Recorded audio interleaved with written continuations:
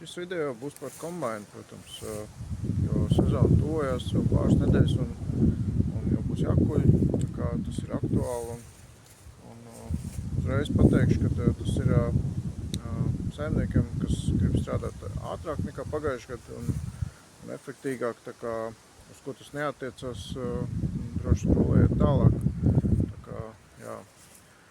Un stāsts par to, ka vienrotoru kombainiem bieži vien neizmanto pilnu to potenciālu, ko tas kombains var. Un es esmu atradis tās lietas, kas ir jādara, lai varētu strādāt ļoti tā kā efektīgi un ātri. Un tas ir ātrums jau nav pats galvenais, protams, svarīgi ir, lai arī nav zudumi, pārmērīgi zudumi, nelieli zudumi vienmēr ir. Katrs kombainieris to saprot, kad kaut kādi sīkie graudi vai kaut kas tāds lido ārā, tas ir normāli. Tā kā, bet, jā, es esmu atradis tos pāris tās lietas, kas ir manā skatījumā obligāti jāizdara, lai strādātu ātri. Tā kā, ātri un efektīgi, līdz ar to izdarīt vairāk un izmantot tā kombainu. Bieži vien ļoti dārgā kombaina, tā kā pilno potenciālu, lai strādātu mūsu saimnieku labā un pelnītu mūsu naudu. Tā kā jā, kam tas interesē, varu piedāvāt tā kā konsultāciju, kas ir bezmaksas, tā kā pa telefonu droši varat man pazvanīt un parunāt un atsūtīt varbūt fotogrāfijas no jūsu kombaina, kur jums tie moduļi, konkējus ir. Tas attiecas tikai uz vienrotoru kombainiem. Pamatā tas ir case, visi kombaini un John Deere S sērijas kombaini, kas ir, kur pamatā tikai rotors, viens rotors.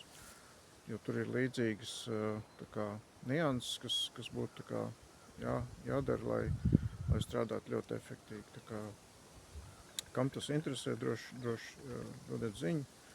Tad, protams, tā lieta, ko es piedāvāju, tā nav bezmaksas, jo bezmaksas tikai tā kā sieras lamatās ir.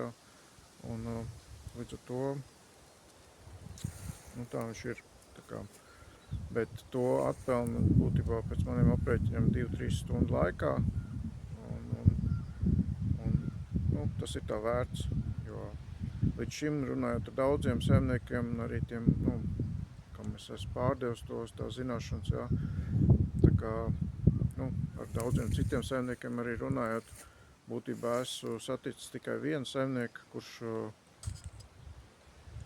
kurš pielieto kaut ko tam līdzīgi, ko es daru. Un, arī tas ir labi, bet uzskatu, ka ļoti, ļoti daudziem tas ir vajadzīgs. Un, laikam jau viss. Un vēl varēja piemetināt to, ka varbūt cilvēki pārpratuši tas, kas bieži vien, kad, es esmu runājis par to, ka daudz tonnas stundā, tur lielās ražas, un tad tik var kult ātri un efektīgi, bet īstenībā vēl vairāk tas ir vajadzīgs strādājot pie vidējām ražām, kas ir pamatā Latvijā, kur, sākot no 3 līdz 6 tonnām kviešos, tajā diapazonā tas pat ir vēl vairāk vajadzīgs nekā pie tām lielajām ražām.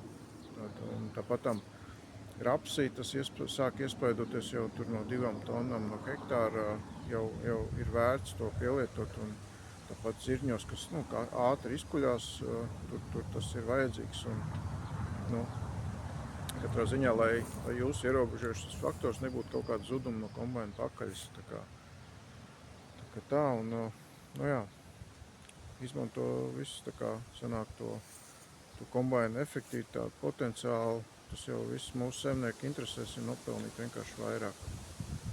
Tā, kam interesē, tas droši sazinās ar maniem.